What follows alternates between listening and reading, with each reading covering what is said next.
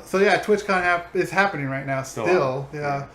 This week, and a few announcements, definitely. So I guess the first thing we'll talk about is Amazon Prime Twitch Prime.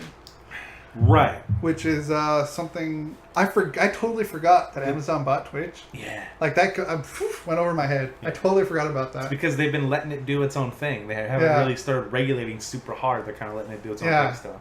Yeah, and it's something apparently they've been working on. And Twitch already has a premium subscription model. They do, yeah. It's like boosted or something like that. But this Amazon Prime, Twitch Prime thing... really quick, did they use the Twin Pines or the Lone Pine? Twin Pines. Twin Pines. They didn't use the Lone Pine because remember how we knocked? Yeah. Okay. All right. They used the Twin Pines sign. Right. Okay. they asked. Yeah. I know, that's fine. Yeah, it was a Twin Pine sign, and that's what they had there. Cool. Like that. That's the more. To me, that's the more iconic. That is more iconic. Yeah. I think the Lone Pine would be more like an inside thing too. Yeah. So Twitch had their own thing. It was like Twitch Boosted or something. Right? Yeah. And so, did I hear correctly that if you are a Prime subscriber, if you're a Prime member, that you are automatically have access to the Twitch Prime stuff? Yes. If you have Amazon Prime, you automatically have Twitch Prime. Twitch Prime is basically the same kind of deal as you won't get any ads. Mm-hmm. You'll have your little icon saying that you're a Prime member type of deal. Cool. And they give you one free subscription to any channel that you like a month. Oh. So like right now we all have one in the bank that we can like subscribe to, either like Kind of Funny or Giant Bomb, and that'll count towards a subscription because like they get money. That they get money from because with Twitch when you subscribe for money. Right. So with Twitch Prime when you subscribe to them they'll get that cut. Got it. Very cool. They said that's once a month. So that's kind of like... Yeah, like can you switch monthly? Do you have to switch or is it one? That one I'm not too sure about. But, it's Turbo. That's this what person has Turbo. So, it's ad-free viewing, so you won't get any ads. Cool. Also, you get special, like, in-game loot, in-game loot is what they said, like skins and stuff like that. So basically, like virtual money on tokens for things like that. Yeah, which is pretty impressive. So it's pretty much the same. Sounds like it's pretty much the same, just rebranded. Yeah. And with the benefit of having Amazon Prime is even better. Right.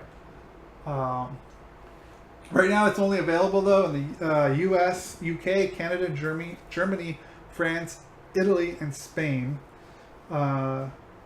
Twitch Prime is included with Amazon Prime. Amazon Prime starts with a 30-day free trial. In the U.S., it's $10.99 a month or $99 a year. Which, by the way, I'm now paying $99 a year for the past 2 years because they finally cut off my student ID. Damn, Rick, you gotta take a course. I gotta take a course so I can get that again. The sub is just the 30-day sub to the channel without a reoccurring charge. Oh, okay. So it's for that month when you sub, it's without a reoccurring charge. Okay. So I guess you can jump from different ones. That's cool. Some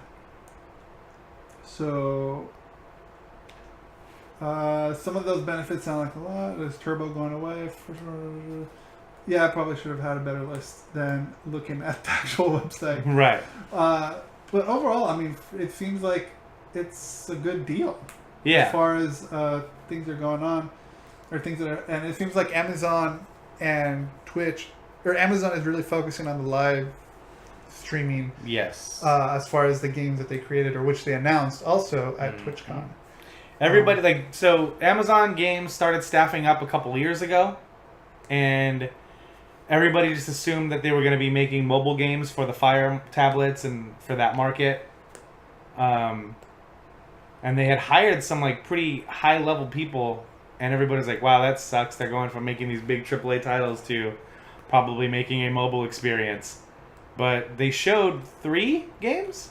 3 games, yes. That look really cool and I can draw parallels to other games, and I'm going to do that, not to be an asshole, but just for better description. I'm not trying to be reductive to be an asshole. I'm just saying what I see.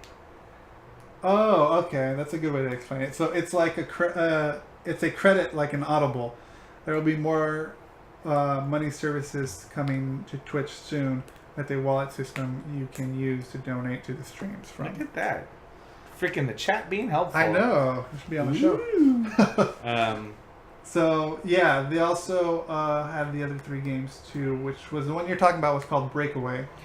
Breakaway, which reminds me of Bombing Run from UT 2004, which, to describe it, is there's a ball in the middle of the playfield, in the middle of the map. You're 2 teams. You have to grab the ball and throw it through a hoop on the other side. And as soon as I saw that, I was like, oh, that's just like that mode I used to play all the time in Unreal. What was it called? And I had to look it up. It's called Bombing Run. Again, not being reductive to be an asshole. It's just that's what it looked like, and that's what it gave me vibes of. It's nice looking, and it seemed really fun. And I would like to play a game like that. It definitely does look fun. I definitely want to play it. It's 4-on-4 mythological sports brawler. Built for a fast action, teamwork, and live streaming. I showed you some of the gameplay of it, and I think it looks awesome. Yeah, I guess it looks just like Bombing Run. It's a smaller map, but that's what it looks like. It's really cool.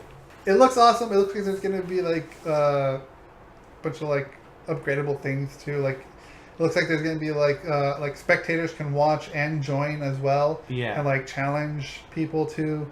So I kind of saw it comparable to Rocket League. I don't know if you kind of saw it that way too. Yeah, a little bit. Or like, so they just did a special event during the Olympics in Overwatch called Lucio Ball. And because Lucio is one of the characters and he is on like rollerblades. And it was kind of like you had essentially a gravity gun. You suck the ball in with the gun, you hold it, and you run around, you try to score and do a goal. So it's very similar. Really cool stuff. It looks really sweet. So that's really the game that kind of drew me to. As right. far as the 3, that one's really the one that I kind of... I gotta repurchase, Bryce. I kind of took a liking to. Another one called New World. So one game, choose those skins. Oh, okay. Again, gonna be super reductive. It looks like Minecraft with nicer graphics. Yeah. You can do whatever you want. You can build a world. You can be a farmer. You can do this. It's like, okay. Open-ended sandbox game. Yeah. Which, again, I'm not being reductive to be a jerk. I just want to give comparisons so people kind of get a good feel for what it is. Because you can say an open-ended, open-world experience where you can kind of do whatever, but people are immediately going to hear that and go, oh, Minecraft. Because that's the genre. What are you going to call, like, Fallout 4 the same way? Because, I mean, you could create Fallout has elements of that in the game, but that's not the core of it. Well, that's the core of the game. Okay, right. Okay. Fallout is still a story-driven game. Whole effing show 13 says you're such a reductive, I'm guessing, dick, Mike. Yeah. Or asshole, one of the 2. Yeah, I am. Say reductive again, you jerk. Reductive!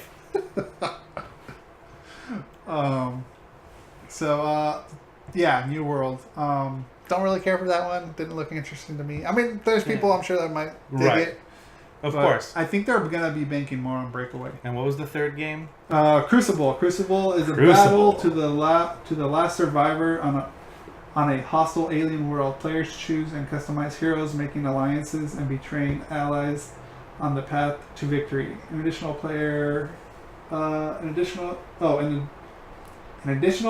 heightens the drama by triggering events, live streaming battles, and interjecting with viewers. Oh, that's the one where you interject with viewers. So... Okay.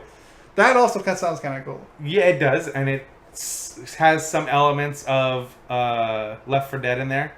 Having an AI director, changing things on the fly, having a world that can... So it's like Left 4 Dead if Left 4 Dead was a team versus team.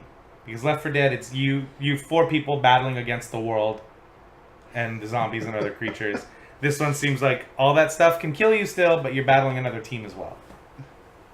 Fucking Bryce. We know Whole Up and Show, by the way. Yes. He's the third member. The guy that's missing in between us right now. Actually, more sitting in the corner over there. Yeah, no, he loves being the meat in this sandwich. He does. He tried to the last time we all recorded together. Yeah, he did sat try right to last between time. us, Yeah. and then all of us were like, "Nope, it is too hot for that." Yeah. Fallout 4 is an FPS game with an RPG fan base. Right. WTF, they fucked, or I don't know what that expletive is, it up. Yes. They fucked it up. They messed it up by adding the world building stuff. Got it. Okay. They also messed it up by not changing the engine after 15 years. God, Really? it's still the same. You would think they would have changed it for like a whole. Nobody new wants to do level. that though. Nobody wants to do that. change the It's engine. too much money, too much time investment to change an engine. But it would have made the money back if it felt better, looked better, and played better. It still basically plays like Fallout 3. Huh. I thought that, like, the whole point of Fallout 4 was like, oh, I'll need this, I'll need that. That's what you would think. That's It's nice. still the same engine. God, my sweat is already showing up on screen. I'm not sweating today. I feel real good. So yeah, that's Crucible, which I like that idea of live streaming battles and interacting with viewers. Yeah. That's definitely interesting. Amazon, it sounds like they pulled out at least 2 out of 3 games that That you find I interesting? find interesting. That's Gotcha. There how you I'm go. trying to talk. I can't speak English. I got you. Rick. But I'm interested at how they're going to price these. Like everyone from where I was working at this week. Uh-huh. As far as the wild guesses were anywhere between like 30 to 40. I think... As far as the I first think one that I talked about. Breakaway? Breakaway, yeah. I think that's going to be 20 to 30. I think they'd be... So here's the problem. They would be smart, I think, to sell it for 20. But that's problem. But I have a feeling that they're going to probably put it for 30 or 40. If they're trying to go mainstream with these, it would be better to sell them full price and bite the bullet if they don't sell as many copies as they want and then lower the price after time. Because if you come out with a game that you've spent years working on that cost a lot to make and you're hoping to make your money back by selling it for $20 or $25 instead of $40 to $50, you automatically get the stigma on you of like, oh, it's a budget title. It's not going to be any good. It's weird that that's how video games work.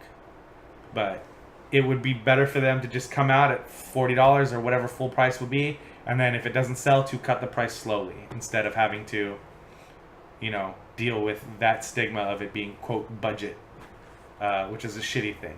But that's how people look at things, and it's kind of a bummer.